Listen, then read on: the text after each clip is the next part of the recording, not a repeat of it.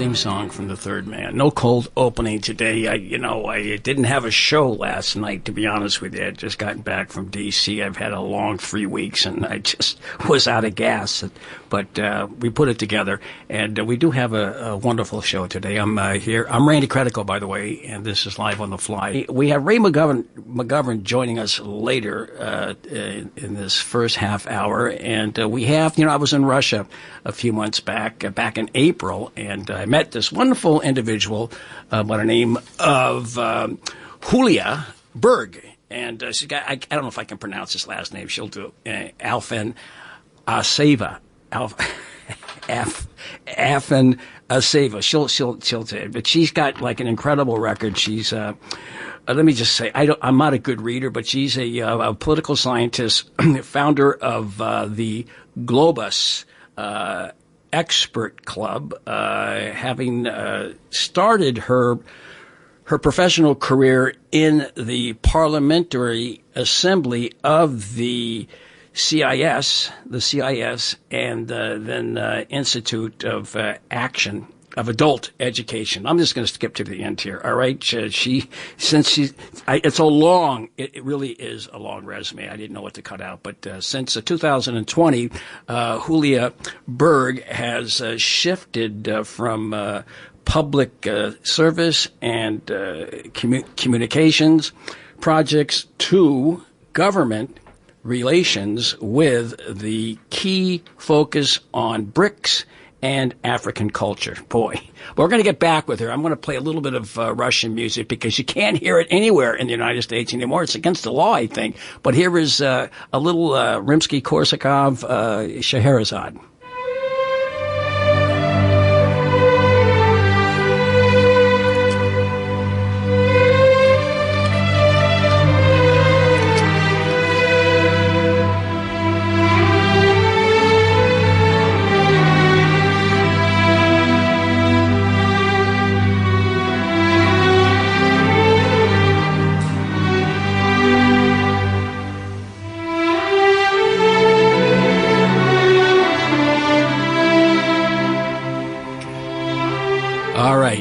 That's the second movement, I think. It's a beautiful melody.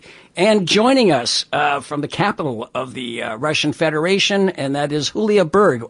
Welcome back to the show, Julia. Hello. Happy to be here again. All right. It's great to have you here again. Could you do me a favor and pronounce that last name since I was so incompetent?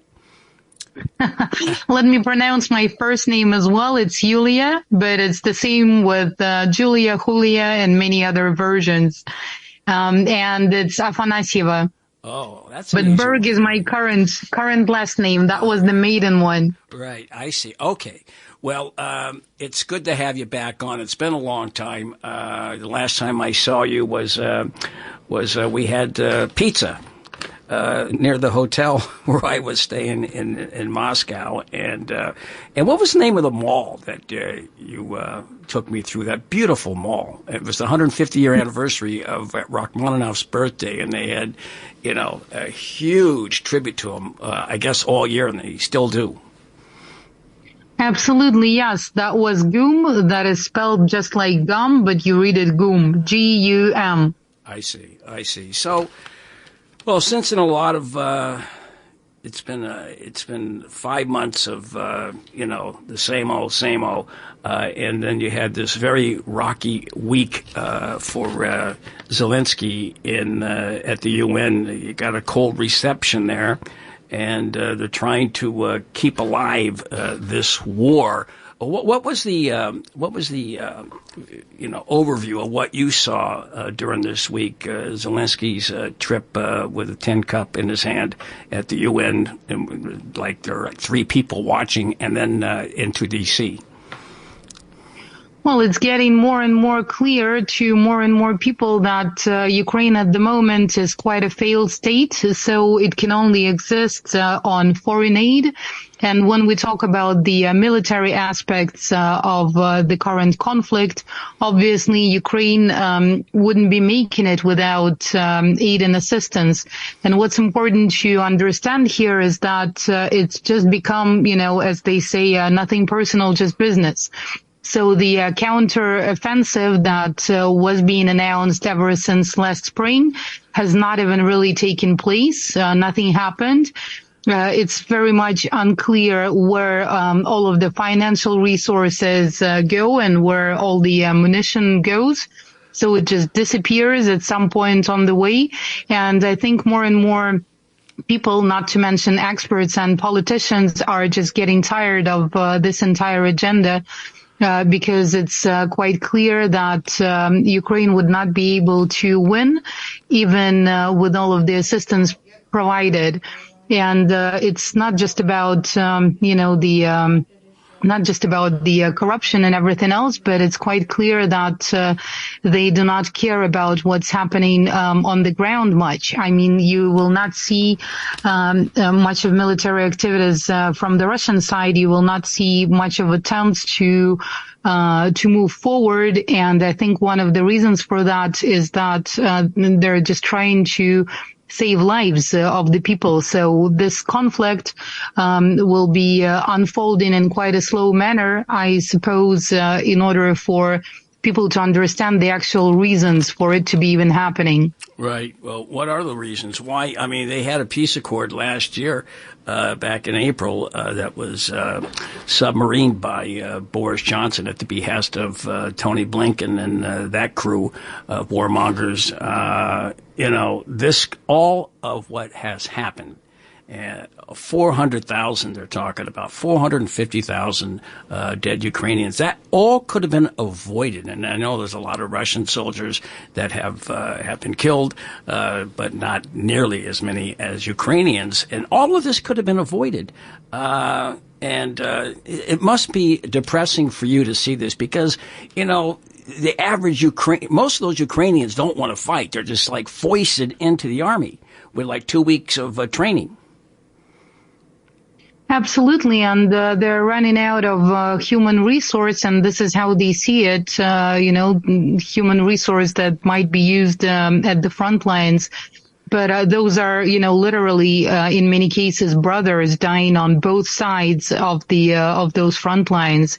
And this war is quite different if you talk about, how it's unfolding. It's quite different from some of the military campaigns that could have been observed recently because it's mostly done using artillery and it's a bit different tactics, let's say. So you do not really have direct combat in many cases, but it's a different kind of technologies being used. And here it's all about different methods of the military activities on the ground. It's important to understand that. Right. Do you, how do you foresee this going forward at this juncture? I mean, are they just going to make these random attacks with unmanned vehicles, whether it be they call them ships or boats, running into the bridge in where is that in Crimea? Crimea. And this attack on a dry dock in Crimea as well, Sevastopol. Is that what? And random attacks on buildings in Moscow, on the Kremlin even. But that seems to be like the only thing they have in their bag of tricks. That they certainly cannot move forward past this impregnable 3-tier line that the Russians have built. You see, unfortunately, that side is interested in making this conflict last for years and years, because a lot of money is being made on, the ammunition supply. A lot of money is being made on the future deals, right, for the military-industrial complex. And it's one of the key targets. So the longer it lasts, the more money they will be able to make.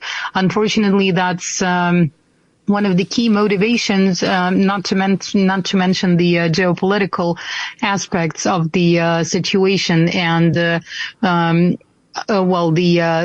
other side does not really care about how many lives would be lost, and it was clearly stated when it was said that the war would last till the last Ukrainian, right?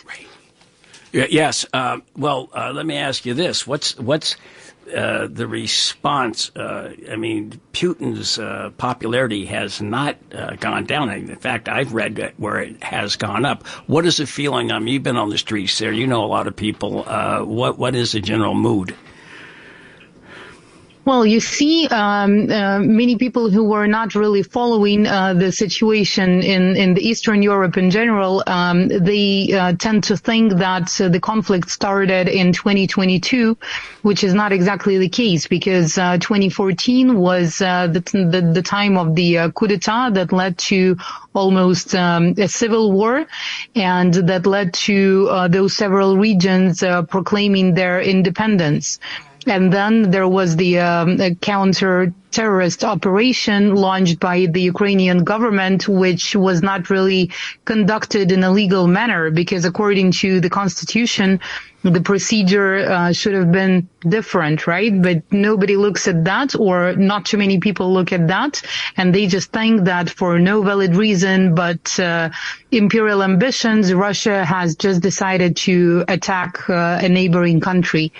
So we need to look at the situation in a bit different way, trying to see the bigger picture. And the trends were being built since the 90s, right? So a lot of money was being invested into NGO activities. A lot of money was being invested into, let's say, brainwashing activities that were aimed at changing the mindset. So it's a typical divide and conquer operation that just took several years to implement. Right. Well, listen, you don't have to rush off anywhere, because we're going to take a quick break and we're going to bring Ray McGovern in and join this conversation. Are you okay hanging out there for a while? Absolutely. Really? Okay, yes. So we're going to play. This is by Shostakovich. This is a suite for a variety, I believe. We'll be right back with Julia and the dapper Ray McGovern.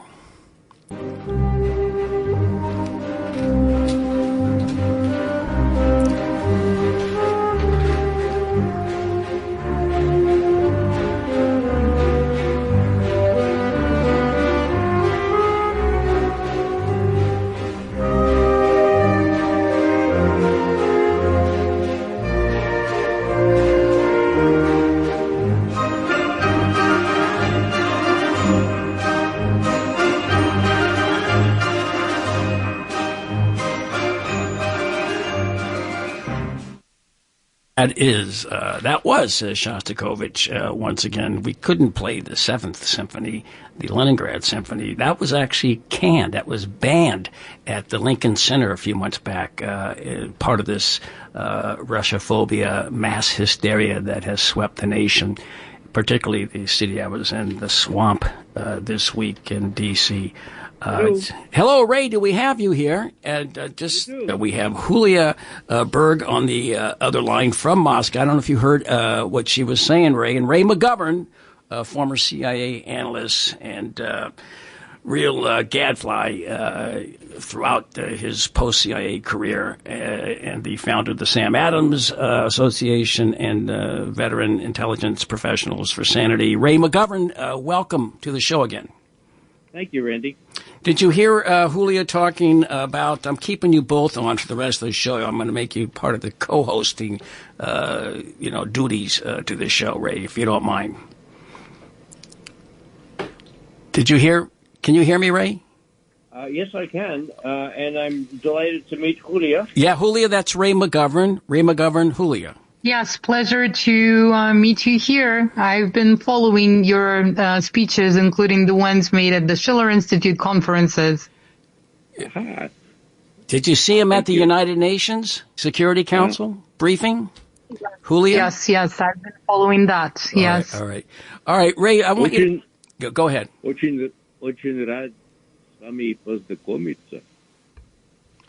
Yes. It's a pleasure. Yes, thank you. All right, Ray, Randy, jump in. That was nothing bad about you. I was just saying that it was a pleasure to meet Julia. Okay, Piazza Mazzasondo Ruma full of faccia dosa pasta. All right, I got that from Chico Marx. A ring spot, one spot, two spot, do. So, Ray, you just heard her talking about the genesis of the war. We've gone through this many times. Is there anything that she said that you disagree with? Well, Randy, as you may remember, I just got off another interview, so I'm not familiar with exactly what Julia said, but I did do a major Zoom presentation last night for Peace Action Wisconsin. And I was asked to explain why it was that I could say that as for the blame of what happened in Ukraine, that it was 105% the U.S.'s fault. Really? No. That's a low figure. I was going to say 200%. I think it's easy enough to adduce enough facts to explain 100%, but the reason I said 105% was that even after the war started, for God's sake, and this bespeaks what Putin had in mind, the invasion scared the Ukrainians to the point where they said, "Oh, let's make a deal." And they said that almost immediately. And indeed, they went to Belarus and then to Istanbul, and they made a deal in 5 weeks. And you know, what happened there was that the U.S. said, no deal. We want this thing to go. Our objective here is to make sure we weaken Russia. And so 3 days after the deal was completed, and after Boris Johnson arrived from London to say, look, Zelensky, you're not going to make any deal. We're not going to let you make any deal. 3 days later, Putin publicly lamented the fact that those key talks, 5 weeks into the war, in his words, had turned into a dead end, end quote. So, you know, that's the 5%. I mean, after the war, for God's sake. And, you know, as far as acknowledging this deal, well, we have Putin waving a copy of the initial deal in front of some very, very high-level African diplomats back in June. But, you know, people say, oh, you can't believe Vladimir Putin, for God's sake. So how about this one? Russophobes, Fiona Hill, Angela Stent. Now, what did they say? Well, over a year ago, they said that there was a deal, and I quote them, Russia would withdraw to its position on February 23, 2002, when it controlled part of the Donbass and all of Crimea, and in exchange, Ukraine would promise not to seek NATO membership and instead receive security guarantees from a number of countries. That was the deal, okay? And Putin, after showing the deal to these African senior, actually, presidents and prime ministers, he said and this is a quote from President Putin, the Kiev authorities tossed these commitments into the dustbin of history. They abandoned everything. And so where are the guarantees that they will not walk away from agreements in the future? Question mark. End quote. Well, that's consequential because that was the deal. The U.S. and Britain said no deal. And that's why I say, you know, it's not only 100% the fault of the West getting us into this war, but it's 105% because they had this chance. The Ukrainians themselves saw the handwriting on the wall, and the U.S. and U.K. put the kibosh on this almost certain time and place and agreement to end the fighting just 5 weeks later, on 31 March and 1 April. That's the tragedy here. 500,000 Ukrainians have gone to heaven or hell, depending on what you think, right. Since that time, and that is unconscionable. Yes. We're talking with Ray McGovern and Julia Berg. She's in Moscow. Ray is in North Carolina, Raleigh, North Carolina. Julia, I mean, what would have happened? What do you think would have happened if Zelensky had ignored the pressure and signed a deal? Do you think he would still be alive? And well, actually signed, if he had signed the deal and implemented it, if he said, okay, forget about Boris Johnson and his bad hair, and forget about whoever Newland and Sullivan and the other three stooges. What other stooge? What do you think would have happened to him at that point? Do you think he had the independence to implement the deal? Absolutely not, but he's not really a political figure, right? So the project, and you can pull out some archive videos, including an interview given by his wife, even before he was elected the president, right? So I will remind you just two little facts about him. He's in the first place a comedian. That's number one. And number two, right before the election, they launched this TV show, The Servant of the People, and it was talking about this guy who becomes the president of Ukraine, and the show was very popular in Ukraine, and then after the show was over, they decided to do it again, but in the real life. But an interesting fact about it is that his political platform and the viewpoints presented in the show were very different from the policies that he was actually implemented. So the successful election that he had was to a great extent due to this film. But this was a pre-designed political campaign from the very beginning, even though at some point it looked organic, as if an actor just decided to become the president and receive this full support of the people in the country, right? So at that point, people were tired of corruption. They were tired of Poroshenko. A lot of people in Ukraine were not supporting the anti-terroristic operation that was basically all about killing the civilians in Donbass. And Donbass people at that point, they had some kind of a militia, but they didn't have an army. The Russian army was not involved in the conflict, so it was not a fair situation, right? And at that point already, starting from 2015 or even a bit earlier from 2014, NATO was providing advisors, training, and certain supplies to Ukraine in order to reform the army and prepare it for the future confrontation. And that was confirmed by some of the top level officials, right? So last year we've heard a lot of confessions from Merkel, the ex-chancellor of Germany, who clearly stated that Minsk agreements were never intended to be implemented. That was just giving some time for NATO to prepare the Ukrainian army for a bigger conflict with the Russian army. So that was all pre-designed, including Zelensky's elections. And if you take a look at the content that he was producing, he's a good showman, but he's just not a politician. That's it. I mean, he knows how to make a show, and we've seen that in Bucha. We've seen it in many other cases, in the videos coming out from Mariupol and a lot of fake videos coming out. So he's really good at that. but he's not good in strategic thinking, and he definitely is not an independent political figure. Right. I saw him at the United Nations the other day. As a comedian, we would say, boy, did he bomb up there.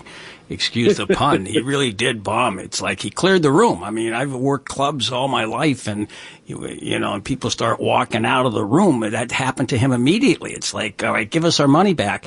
Ray, I guess you saw that performance. He really did have a stinker at the UN Security Council. What did you make of it, by the response of the member state representatives? Well, let me just pick up on something that Julia said.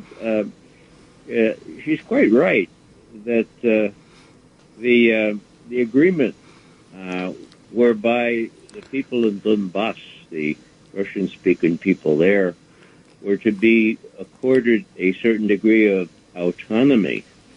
That was the Minsk Agreement, two of them, 2014, 2015. And Merkel, like Julia mentioned, and Hollande from France, the president there, they both admitted at the turn of this past year, this is just a trick. We diddled Putin. We used that time where we were supposed to be negotiating.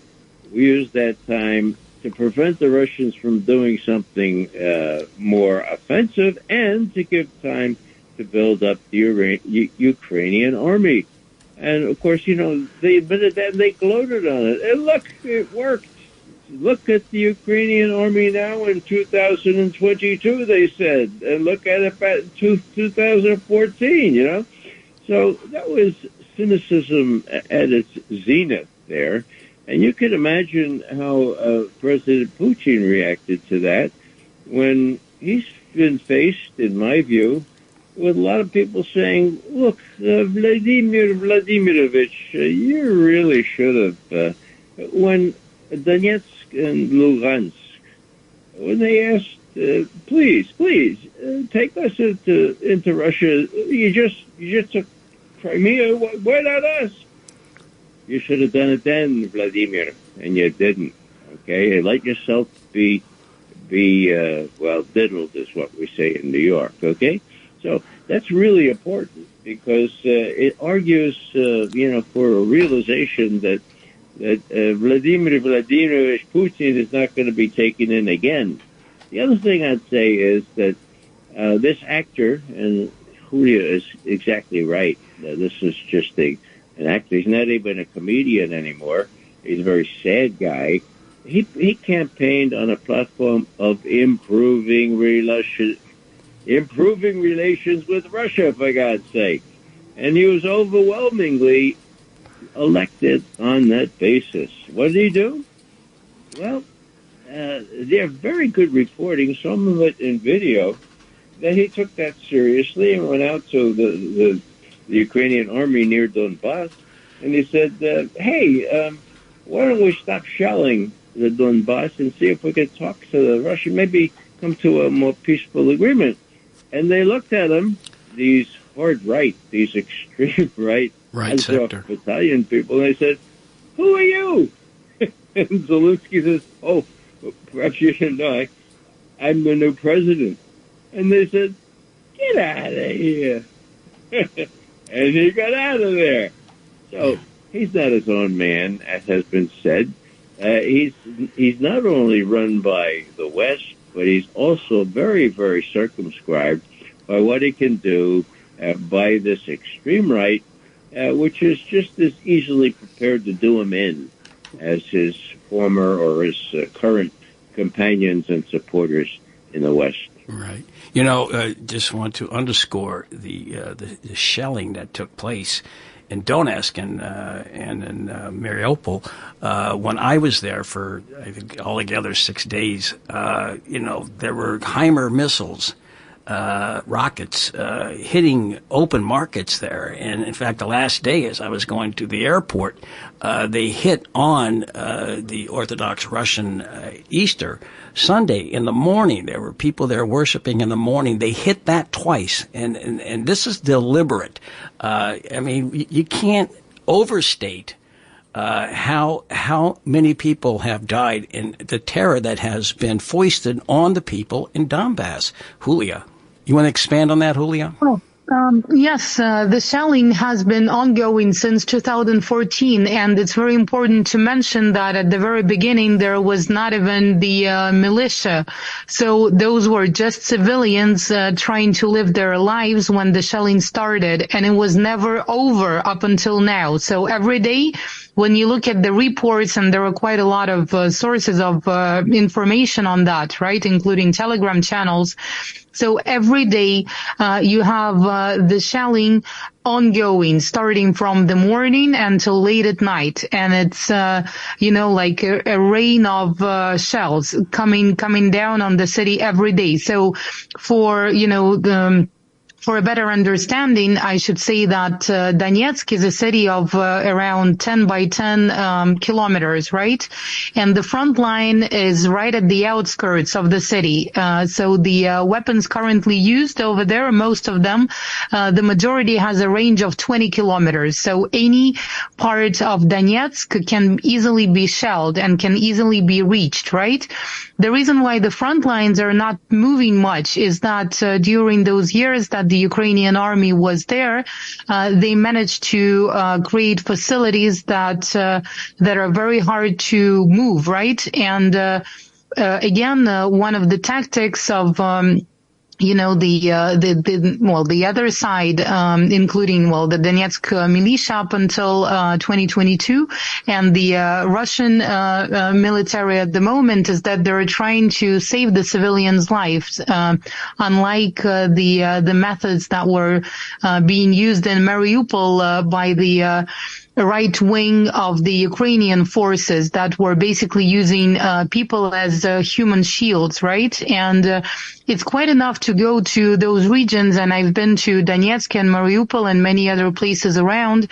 It's quite enough just to go there and to talk to the people to understand why they do not want to be or didn't want to be a part of Ukraine anymore, because when you're just trying to live your life, go to work, raise children and everything else, and then you're being shelled and called separatists and called, various kinds of names for no valid reason, just because you want to preserve your culture, speak your language, and just because you do not support some of the radical policies being introduced in Kiev, there is no way you would wish to be a part of that. And it's very clear for the people in those regions right now. So even during the recent regional election, you could see that a lot of people literally had tears in their eyes, because they were saying, all we want is to be able to live and work and to raise our children under different circumstances. So I will not go deep into, personal stories there,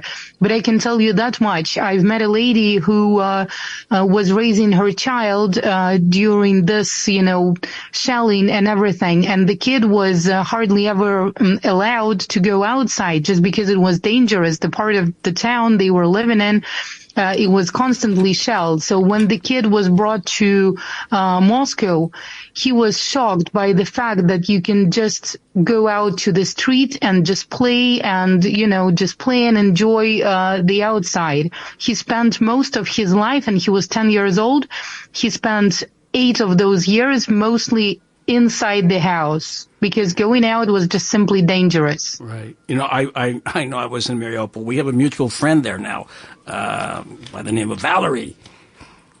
So, yes. Ray, say hi to her. By the way, we're planning to have a book published with the poetry written by Alexei, another person you've also met there.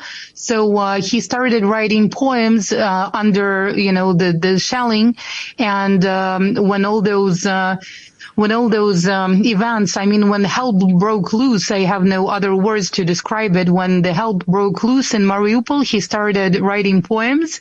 And now that the situation is much better, so you should come to Mariupol again to see how fast it was reconstructed and how much it has changed even since April. So Alexei started taking photos of, just the things that reflect the beauty of life, ladies and landscapes and nature and flowers and all that in different combinations. And what we're doing now is working on his book that will be divided into two parts. One will be dedicated to the war, and the other will be dedicated to life. And people who have gone through that hell, they appreciate life so much, and they appreciate just, simple human values so much. I think that is something that is definitely worth being talked about. All right, Ray, you were saying? Yeah, I just wanted to underscore what Julia's been saying here. There have been very few reporters in Donetsk, Luhansk, almost none from the West, and the two or three who have reported, of course, their reports have been suppressed. And so for an American audience to believe McGovern or even Julia, I can understand why they would want something more independent. And so let me give you some. The Organization for Security and Cooperation in Europe, okay? That was a body set up to monitor the ceasefire that was instituted after the coup in Kiev and after the Ukrainian forces started shelling the Donbass, namely Donetsk and Lugansk. Okay, now they had people on the ground, and they had daily reports, and we have those daily reports. And what do they show? They show that in terms of what happened in February of 2022, on the 14th of February, there were 50 shellings. On the 18th of February, there were 1,400 shellings. On the 21st, 1,450, 22nd, 1,400. Now, you can't tell me that didn't have something to do with the decision by Mr. Putin and his colleagues to try to give some relief to these folks. And as we well know, 2 days later, after the 1,400 shellings on the 22nd, that began the special military operation. Now, why is this important? It's important because nobody knows that. In briefings I give, I have a little graph that shows this, and a bar graph. It's an exponential, as they say, increase in the shelling. These were civilians being shelled. I know. Okay? I know. And the numbers are 14,000 dead. Those are OSCE independent numbers. 14,000 dead before the special military operation, and about 5,000 dead since then, and the shelling continues. Now, what's with these people? They keep shelling their own countrymen just because they have a different ethnic background and they prefer to speak Russian. It's really quite bizarre and hard to understand, but it's real, and it's confirmed by UN and OSCE data, which is freely available but suppressed in Western media. You know, Ray, I got to tell you, the days I was there, and I did report back from there, and I did speak to a lot of people in Donetsk and Mariupol on one day, and I can tell you that they are not going quiet. They're not going back to the rule of Kiev down there. They'll fight to the last person, and but it was very sad to see at a university one day, they hit it again recently, and that open market. And I was scared the whole time I was there. I'm no hero, I don't know how they are able to go through this on a daily basis and live their lives, Julia. Well, because life goes on, and what's important to understand in terms of the Kiev policies is that they do not really care much about the people. They care about the land and the resources that it has. if you look at the economics of Ukraine, you will notice that those regions were providing a huge proportion of the Ukrainian GDP. So they have a lot of production. Those are industrial regions. They have a lot of mining activities happening, and they have very fertile land. So that part, those regions are one of the key suppliers of sunflower seeds and sunflower seed oil, grain, and many other things. So agriculture is huge. And if you go back in history and take a look at the World War II, so the Nazi German troops at that point, they were even taking the soil because it's so fertile, and they were taking it out by trains. So the land over there is a valuable resource by itself. So the Ukrainian government was caring less about the people, but they were caring more about the resources that they could get with that land. And when you investigate on the land issue and what's been happening with it recently, you will see that this whole issue of land that was always raising a lot of discussions in Ukraine, just like in many other countries, of, how it's supposed to be managed and who is supposed to own it and everything else. So if you look at it, the BlackRock, for instance, they have bought quite a lot of Ukrainian land. So on the one hand, you have the military activities going on and this conflict. On the other hand, you see that Ukrainian resources are just being sold to some of the multinational corporations, and the clear beneficiaries of this whole process are, some of the representatives of the global elite, or call it whatsoever. Monsanto has a big stake there as well. Go ahead, Ray. Yeah, Randy, I just want to emphasize that I've had personal experience with the fertility of the Donbass, the fertile land there in Ukraine. In 1972, I was in Moscow for the signing of the ABM Treaty, the Anti-Ballistic Missile Treaty, and I heard that the agricultural attaché was going to take an old car that we had and drive all the way down to Yalta. I mean, all the way through Ukraine. And why was he going to do that? Because part of his job was to measure what the Soviet crop would be like in those days. Would they have a bumper crop or no crop? So every 100 miles or so, we could get out, get a trowel, and dig into, see how much moisture there was in the and that black earth was incredible. Okay, you could stick a bare stick in there, and then when you get back in the car, it would be blooming into something. So I've had that experience, and to think that that resource would now be appropriated by people with lots of money, and actually Monsanto and other people are already in that business of appropriating that stuff. It's just sad beyond measure.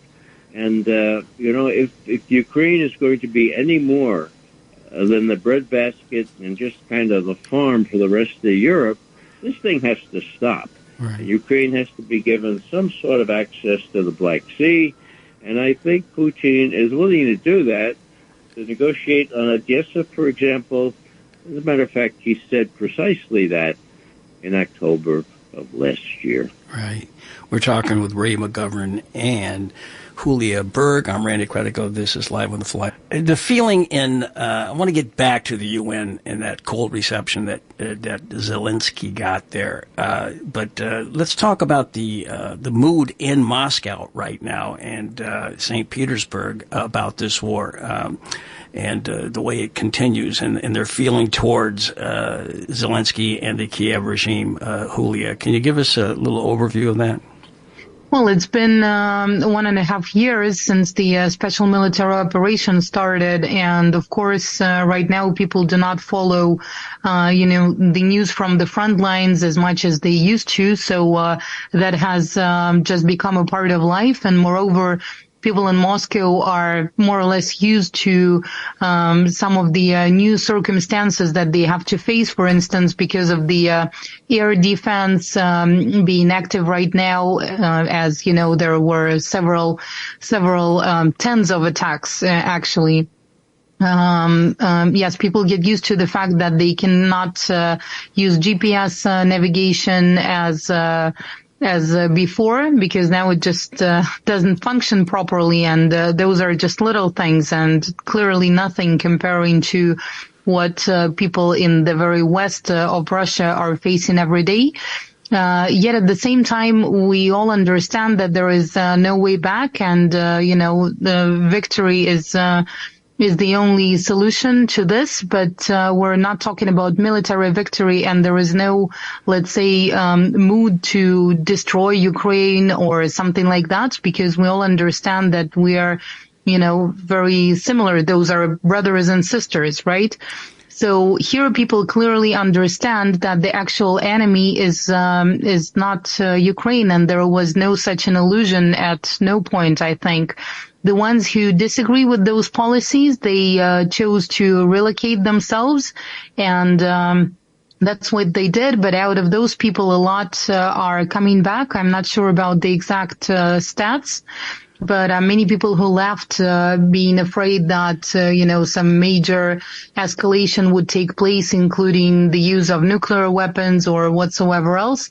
Many of them are coming back because as the situation is unfolding, the realization of the actual geopolitics is, coming down to many people around. And I want to bring it up to kind of like a new level, and to say that after the recent Russia-Africa summit, after the recent BRICS summit that took place in Johannesburg in South Africa, more and more people globally understand that it's the very same war against this neo-colonial system that is being fought on the one hand in Donetsk, for example, and on the other hand in the west of Africa. So those are clearly related. And, just recently we hosted some guests from the African states, and they have a very clear understanding that those are different battlefronts of the very same war against this neo-colonial system that clearly dominates most of the world right now. Ray, you can add on to that, or you could talk about the cold reception that or both that Zelensky got, and the Hungary and Poland changing their relationship in this conflict. What does it all mean to you? Well, the trend is toward sane people recognizing what has happened in this war, and that far from what President Biden has said, namely that Russia has already lost, it couldn't be more different from that. Russia has already won. Now, that is a dangerous moment for U.S. policy.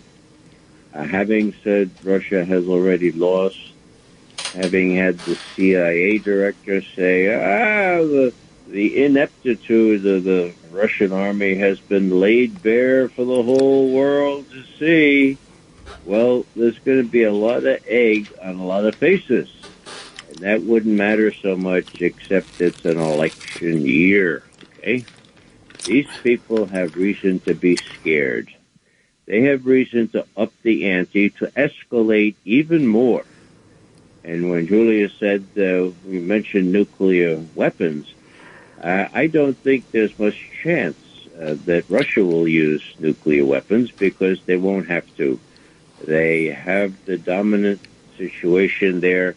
They see an existential threat, but they're not being threatened in an existential way anymore. So who would use nuclear weapons? Well, if you're Joe Biden or Hunter Biden or Tony Blinken and Anthony Sullivan, or that lady in the Victoria Nuland. Victoria Nuland. Yeah, I saw her in The Wizard of Oz. She was from the West.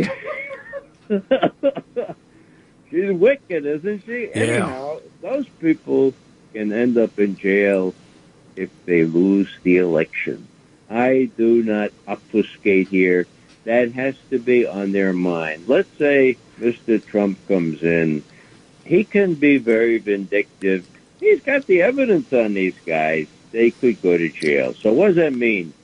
That means we're in a very delicate situation, because if the only way they can make it different is to use a tactical nuclear weapon, well, I'll just say that I would not put it beyond them to do that, because they are extremely naive. They have no military experience, and they might think that this would save them all, and what it would really do is destroy all of us. Do you think, I'm going to go to you, Julia, that Victoria Nuland from the West, I saw her Wizard of Oz, Victoria Nuland, Jake Sullivan, Anthony Blinken, and the so-called president, that they lose any sleep at night for what they've caused, up to 500,000 Ukrainians dead? Do you think that they sob at night that they brought this tragic situation on to the Ukrainian people? Well, a former... Well, wait a second. Let her answer first, and then you... I'm sorry. Yeah. No, yeah. And what immediately comes to my mind and my memory is the reaction of Hillary Clinton when she was asked about Gaddafi and the hell that broke loose after the invasion of Libya. She was just laughing. I don't think that those categories that are related to, normal human values are even relevant for that kind of people at the moment. And if, several years ago we could have been talking about the so-called post-truth era, now we're talking about an absolute absurd theater. So, Zelensky is a parody on a president. Sorry to say, but Joe Biden doesn't seem to be a person who's capable of, running a country that claims to be dominating the world at the moment. So it all looks like a, parody or absurd theater, all of it. Right. All right. Ray, we got 2 minutes. I'm going to give you the last 2 minutes. Okay, 120 seconds. I couldn't agree more with Julia. I thought she was going to adduce yet a different example. Hillary Clinton cackling, we came, we saw, he died. Well, that's bad enough. But take Madeleine Albright, former UN ambassador, former Secretary of State, being asked by Leslie Stahl, hey, your sanctions against Iraq have killed 500,000 Iraqi children under the age of 5. Do you think it was worth it? What did Albright say? Yeah, it was worth it. Yeah. So these people live in a different universe. They're very dangerous people. They think they're exceptional. They think they can do these things. They're in for a real comeuppance. Right. For 30 seconds, Julia, tell us about the sanctions. Have they had any major effect on commerce in Moscow and beyond? Well, you see, the market is very flexible and it adapts to all of the changes in quite a fast way. So Russia is a country that is well developed in terms of IT technology and everything. So if you look now at the streets of Moscow, you will see thousands of Chinese cars that substitute brands that have left, Mercedes, BMW, and everything else. So the ones losing in this economic war are the brands and the companies that have left the country, because the economy, as you can tell from a lot of indicators, it's doing fine, but those products are just being replaced by the ones brought from the Chinese market, or the ones being imported using different ways through, other countries and third parties and whatsoever else. Market is just like water, it finds its way. All right. Well, listen, on that note, I'll see you in Mariupol, hopefully soon. All right. Thank you, Ray McGovern. Thank you, Julia Berg. We're going to go out here. Ed Starr about war. Bye-bye, folks.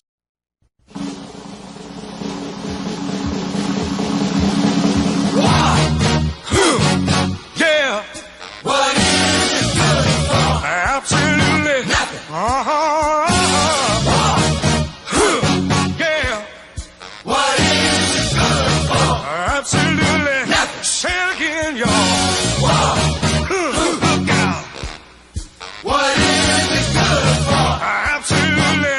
to me. Ah!